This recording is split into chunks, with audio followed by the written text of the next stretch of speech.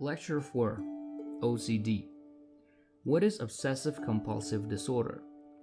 Despite the intimidating use of words, OCD is nothing more than a thought-action behavioral disorder, where obsessions are thoughts and compulsions are actions. Obsessive thoughts vary from desires to impulses, ideas, images, and doubts.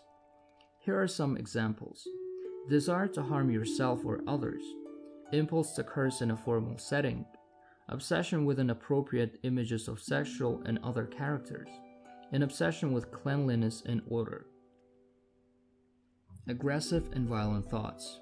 Aggressive and violent thoughts are quite common among people with high anxiety.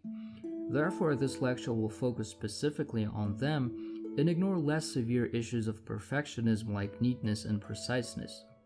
Even though perfectionism could be bad, it doesn't affect quality of your life as much as aggressive and violent obsessive thoughts may.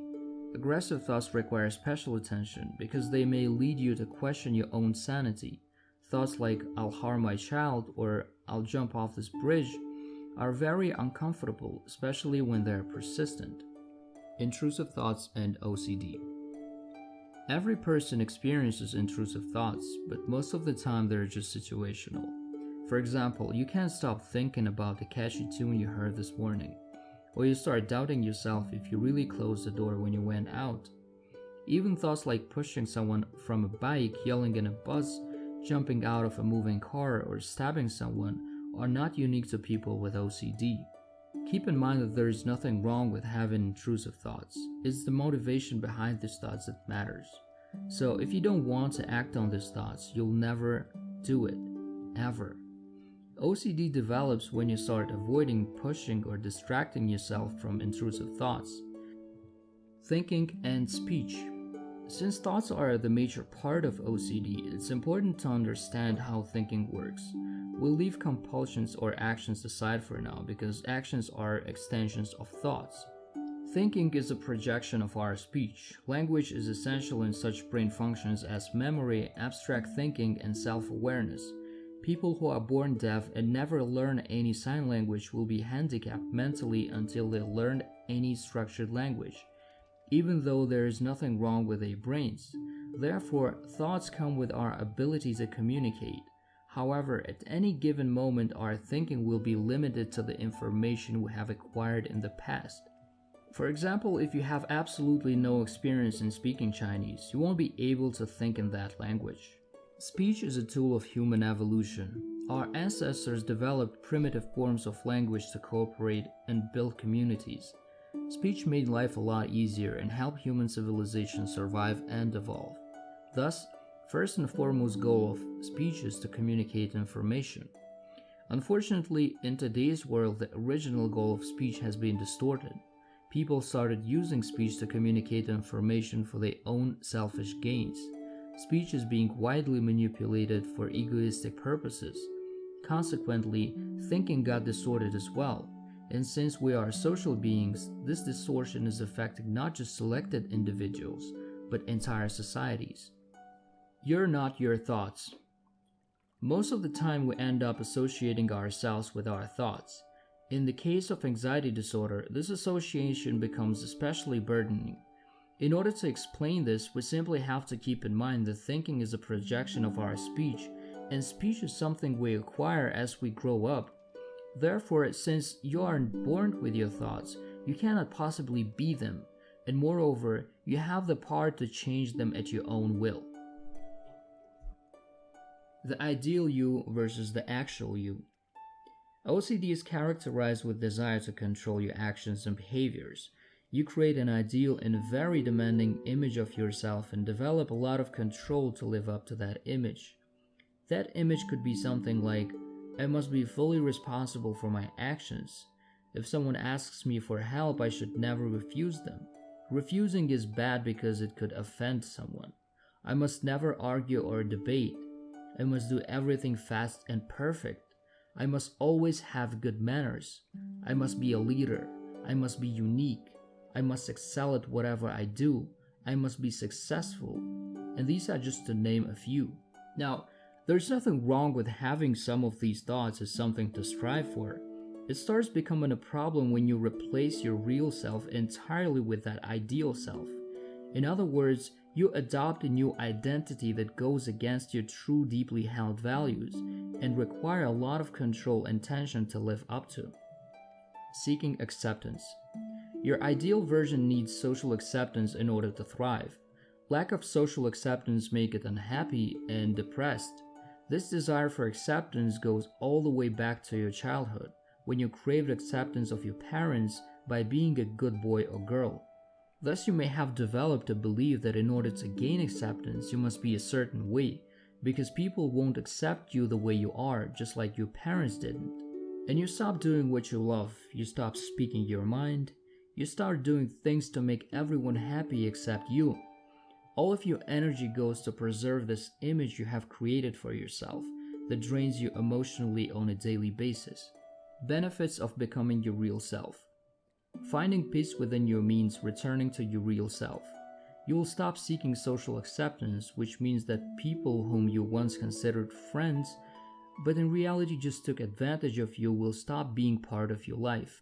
Your social circle will shrink in size to people who really care about you, people who love you for who you are, not who they want you to be. Your energy will no longer be wasted on pleasing others, but rather redirected to doing something meaningful that could bring fulfillment into your life and lives of others around you. My real self is boring myth.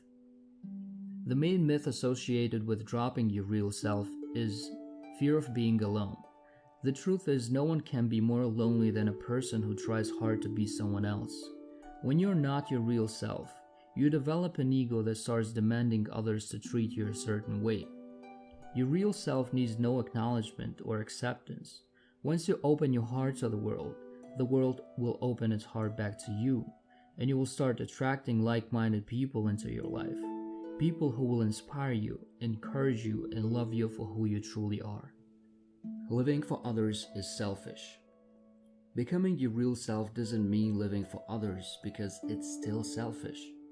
For example, a mother may say that she lives for her children and starts sacrificing her personal happiness. She gradually develops irritation and anger because her personal needs are not being met. The irritation and anger starts showing in her behavior, and she starts getting aggressive. One day after a long day at work, she may come home, and after some minor misbehavior of her kids, she yells at them because they don't seem to appreciate her sacrifice. This one incident may create a huge distance between her and her children, making them feel guilt, shame, and fear. Therefore, living for others is still selfish. You must become happy yourself before making others happy. It doesn't mean that you should stop being responsible for your children. Providing them with shelter, food, and clothing is a must, but it doesn't mean that you have to go out of your way to buy the most expensive things to buy their happiness. The best gift you can give your children is the happy you, because they will grow up to be as happy as you are. Constant control, obsessive thoughts, and lazy brain. Excessive control requires a lot of energy, and when you strongly identify yourself with something in order to be accepted by society, your brain finds it hard to keep up with the amount of pressure you load it with. That's why your brain creates obsessive thoughts in order to get some room to breathe and manage the tension. In other words, your brain's defense mechanism kicks in, making you feel things like derealization and depersonalization. Your brain hates mental effort and always tries to find something that requires little energy. That's why it's hard to study for a long time or even stay committed to something like recovery unless there is a huge motivation. But even that motivation will eventually fade away. Your brain always seeks comfort zone, where it can protect itself from your demanding mind. What strengthens obsessive thoughts? There are two main factors that strengthen an obsessive thought: feeling of fear, shame, and guilt associated with that thought, and attempt to avoid it, suppress, or distract yourself from having that thought. Fear, shame, and guilt are very strong personal emotions, and when you have a thought that triggers one of these emotions, that thought quickly becomes dominant in your perception. These emotions are normally followed by desire to avoid, suppress, or distract yourself away from them. which if done further strengthens that thought. An example could be feeling of fear, shame, and guilt over a thought about harming your child with a knife. That thought is immediately followed by avoidance, suppression, and distraction. You may quickly remove all the knives from your side and leave the kitchen to stop having that thought. This is how obsessive thoughts are strengthened. Fixing obsessive conditions. Let's pretend that a blank white circle is your consciousness. Within your consciousness, you have three types of thoughts: anxious thoughts, marked black, basic needs thoughts, marked white, and neutral thoughts, marked striped. Depending on your life circumstances, certain thoughts have a tendency of becoming dominant and stick, while less dominant thoughts will come and go. For example, an anxious thought of harming someone could become dominant when you are with someone in the kitchen and you have a knife in your sight. In this case, your anxious thought will inflate and dominate your consciousness through fear, shame, and guilt. When left unaddressed, anxious thoughts most of the time lay dormant in your consciousness until some internal or external event triggers them. The amount of triggers depends on the level of anxiety you have. More anxiety means more triggers. Basic need thoughts also become dominant on a daily basis when you get hungry, thirsty, or have a need to go to the restroom. However, unlike neutral thoughts, basic needs thoughts never contact with anxious thoughts. In other words, basic need thoughts and anxious thoughts are like oil and water. They never mix. Neutral thoughts, on the other hand, are thoughts that directly contact with anxious ones. They are thoughts based on avoidance, suppression, and distraction.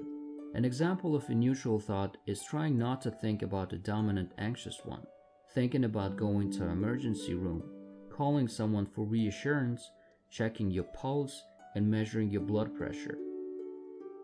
Dominating thoughts shape your reality. Our brain gives priority to thoughts that have strong feelings attached to them because it interprets them as essential to our survival. It doesn't matter if that thought is irrational, as in the case with anxiety. Therefore, when you keep feeding an anxious thought of harming someone with neutral thoughts of avoidance, you pretty much make that thought more dominant. As a result, your anxious thoughts increase in size, demanding more novel neutral thoughts to feed off of.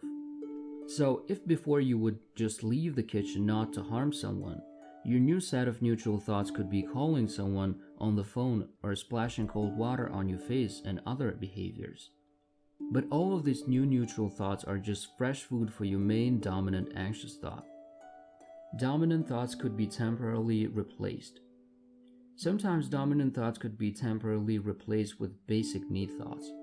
For example, when you have an urge to go to the restroom but you're stuck in a heavy traffic, this thought immediately becomes dominant and you temporarily forget about your anxiety. Another example could be entering a romantic relationship, in which case your anxious dominant thought will be replaced with the basic need thoughts of bonding with someone. You may have also experienced temporary relief when something significant happened in your life, like you moved to a new city or found a new job. However, the downfall of these life events is that all of them are temporary and eventually their significance dies out, and your unaddressed dominant anxious thoughts return from slumber. So you can't rely on them if your goal is full recovery, which is the only thing worth pursuing. How to stop feeding your dominant thoughts. You've learned what types of thoughts you have and how they work. Now it's time to learn what mistakes you've been consistently making that prevent you from ending your OCD. 1. Avoidance, suppression, and distraction. It's time to stop removing all the neutral thoughts that feed your anxious ones. When you start working on removing them, one of the most common lies you'll tell yourself is, "Whatever, I'm not thinking about it anymore." While it may sound like a practical thing to do, in reality, most of the time it's just another avoidance technique. That's why it's vitally important to follow it up with the second step. 2. Fear of facing your thoughts. Anxious thoughts won't go until you process them with exposure-based mind vomit exercise. This exercise will help you gradually weaken your fears until they disappear. Remember that all the scary scenarios are already in your head. You just need to process them. thoughts never materialize without desire, motivation, and action. 3. Desire to control your thoughts. Nothing is better than motivation to let go of an anxious mind. It's a perfect way to regain mental clarity and physical balance. It will be hard at first, but once you do it consistently on a daily basis, you'll find it easier to let go and find peace in the present, rather than being lost in the past or future. Will you act on your anxious thoughts? Thoughts don't materialize without deeply held desire, motivation, and most importantly, action. The fact that you feel fear, shame, and guilt over simply having a certain anxious thought means that you have neither desire nor motivation to act on it. So you need to allow that thought to be in order for it to go. By allowing it to be, you're not agreeing with it, you're simply disempowering it by viewing it just like another thought. Another misunderstanding is that by processing your anxious thoughts through mind vomit, you may become more likely to act on them. This is a false belief. The truth is, you already have all the scary scenarios in your mind. Therefore, by processing them, you're simply running all the scary scenarios in your imagination voluntarily so that your mind stops bothering you with them. Needless to say that you should never, ever try to practice your obsessive thoughts in real life. The goal is to scare yourself at the convenience of your own home so that you can stop having them anywhere else.